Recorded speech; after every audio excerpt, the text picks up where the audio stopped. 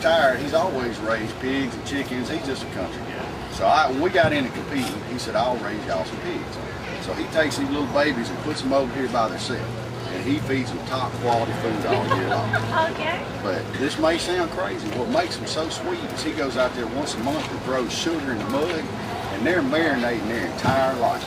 And that's what you fix and taste for. The sweetest pig that ever crossed the earth. Let's get ready to dig into this thing. As you can see, the bark on here has got a nice dark color to it. I don't think it's overly dark. And, you know, ribs got its own temperature gauge. You can start to see them bones poking out. You know it's getting time. I like to see them poking, not too much. Yes. And how do y'all get together? Do you work together or? Yes, ma'am. Actually, Bobby and I, we work together. And basically what we did was we took what we was doing in the backyard and we brought it to the big yard. I mean, both of us barbecue for family all the time. And we said, let's start a team. And Mike here, him and another friend of ours that I used to work with had a team, and we just decided to come together.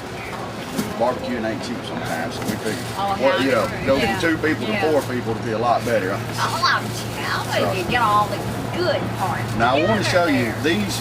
When you look at them, they're firm, they're not falling apart, which is what you want. But you can reach in there and you can just pull them bones out just as clean and beautiful. So they got good texture, good color. I'm just gonna. I don't know if you like any certain parts, so I'm just gonna start. With ribs, is there a base? No, especially not these ribs. Let me get you some of that bark too. Now I gotta warn you, we normally have a seatbelt on that chair because people like to do backflips and we couldn't find it this week. So I want you to be careful over there and don't hurt yourself. And that's what we like. That's the best. Yeah, that's all you got to say. Let me pull you some more off there. You can't beat it for breakfast, lunch, or dinner. That's right. And that's what I like. Being Southern boys, ribs is the best thing to eat. You don't need no fork.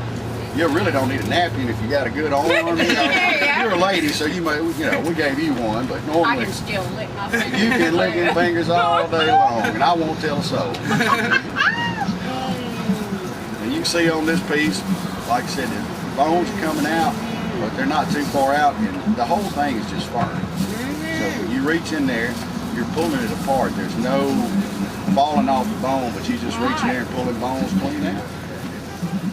Dave Brown come out here, and he didn't say anything. He come back by and he said, boys, after I ate y'all's ribs, it was so hot. He said, I couldn't taste the next 2 competitors' meat. and we hadn't tasted them, and we did, and I said, oh my gosh. So we went back, and 2 things I did. I changed rubs. I think this rub's a lot better than this 3 sugar deal.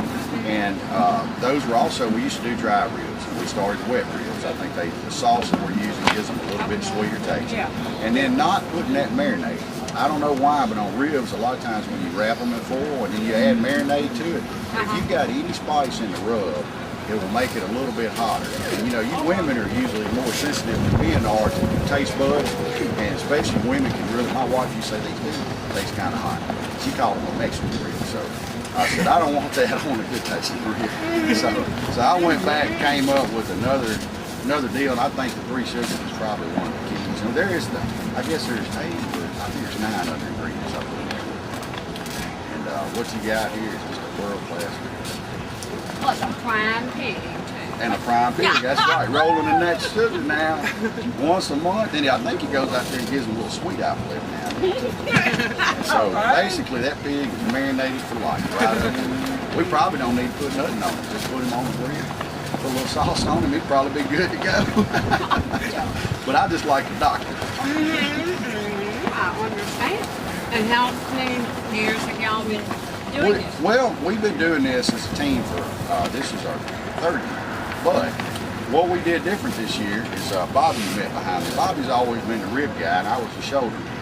Well, every time we get a cooking, Bobby say, you need to do this to your rib or your shoulders, and I'd say, you need to do this to your ribs. So finally we said, you know what, let's just trade. And I'm going to tell you, Bobby, when he ate these ribs, he said, God, I'm so glad you started cooking ribs. But to his credit, when I ate them shoulders, I said, I had no business cooking these after I ate yours. So it turned out it's like a good marriage right now. So, very good. Need some more bark? No, hey, If you want don't eat the whole thing. Now, We won't listen, tell anybody. I you know. understand. I do have another one to go. Oh, that's right. Well, you'll be thinking about us hopefully while you're over there now. You're welcome to come on back by and finish eating too. you want to taste some of these? You okay? Okay. And you're welcome to come back by and eat some too. I want to tell you, she'll be back by here. She says. Hopefully. All that, I won't hear it coming. I've been hearing all of it. Yeah. Hopefully when you get to the next one now, you're going to be going, You're going to be thinking about that, I was doing earlier over there at the Southern Swine too. Now, you know, you can't beat a job like this, can't you? No, I'm going to tell you right now, if I wasn't cooking, I believe I'd try to be judging just so I could eat all day. Of course, I need to quit eating, but you know. I nibble out here all day. No, you're very well.